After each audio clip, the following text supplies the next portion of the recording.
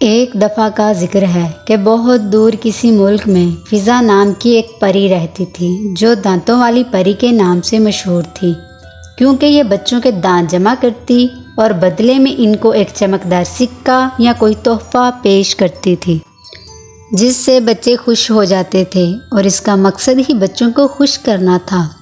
فضا ہر وقت کسی نہ کسی نئی چیز کی دریافت میں رہتی۔ فضا پری دوسری پریوں سے بالکل الگ جانی جاتی تھی کیونکہ فضا پری بہت ہی بہادر تھی اور پھرتیلی تھی۔ ایک رات جب فضا آسمان کی سیر کر رہی تھی، اس نے ایک چھوٹی بچی کے رونے کی آواز سنی جس کا نام مانو تھا، جو اپنی ماں کو روتے ہوئے بتا رہی تھی کہ میں نے اپنا دانت کھو دیا ہے، مجھے ڈر ہے کہ دانت والی پری نہ آ جائے کیونکہ میں نے غلطی سے دانت نگل لیا ہے۔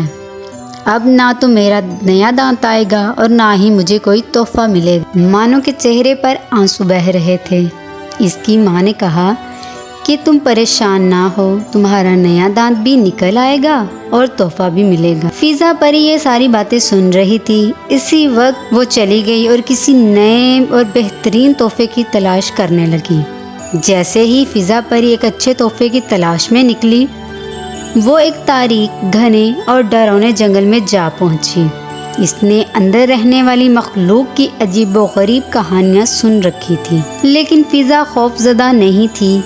مانو کے لیے بہترین تحفہ تلاش کرنے کے لیے وہ بہادری سے جنگل میں اڑ گئی۔ جیسے ہی وہ جنگل کی گہرائی میں اڑتی گئی، اسے بھیڑیوں کا ایک ٹولہ نظر آیا۔ وہ حملہ کرنے کے لیے تیار ہو کر اپنے دانت کھٹے کر رہے تھے۔ فضا پیچھے نہیں ہٹی، وہ اپنی جگہ پر کھڑی رہی اور اپنی حفاظت کے لیے پرعزم تھی۔ پیچھے رہو، فضا نے چیخ کر کہا، میرا تم بھیڑیوں سے کوئی جھگڑا نہیں، میں تو صرف یہاں سے گزر رہی ہوں۔ لیکن بھیڑیوں نے ایک بھی نہ سنی اور وہ حملہ کرنے کے لیے فضا کے گرد چکر لگانے لگے۔ چونکہ فضا تیز اور پھرتیلی تھی، اس نے آسانی کے ساتھ ان بھیڑیوں کے حملے کو چکما دے دیا۔ فضا اپنے پیروں پر تیزی سے کھڑی تھی اور وہ بھیڑیوں سے آگے نکلنے میں کامیاب ہو گئی۔ وہ بغیر کسی نقصان کے فرار ہونے پر بہت خوش تھی۔ مانو کے لیے بہترین تحفہ تلاش کرنا تھا۔ جب اس نے اپنی تلاش جاری رکھی تو اسے جنگل میں ایک جگہ بالکل صاف نظر آئی، اور اس صاف جگہ کے بیچ میں ایک خوبصورت پھول تھا۔